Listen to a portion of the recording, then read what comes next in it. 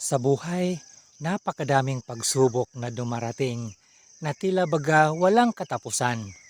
Mahalaga na sa bawat hamon na ating hinaharap, mananatili tayong positibo at matatag. Ang pagkakaroon ng tamang pananaw ay makakatulong upang malampasan ang anumang problemang kinakaharap. Laban lang ang nagsisilbing paaalala na hindi dapat sumuko sa kabila ng mga hirap na dinadaranas.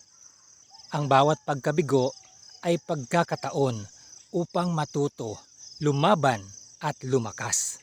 Huwag tayong magpatinag sa mga pagsubok at hamon ng buhay dahil ito ang magbibigay ng lakas ng loob upang magpatuloy. Sa bawat pagkatalo, naroon ang pagkakataon upang bumangon at magsimulang muli. Ang suporta ng ating mga pamilya at mga kaibigan ay napakahalaga sa ating paglalakbay. Sa kabila ng lahat, ang pananampalataya at determinasyon ang magdadala sa atin sa tagumpay. Hanggat may buhay, may pag-asa. Kaya, laban lang!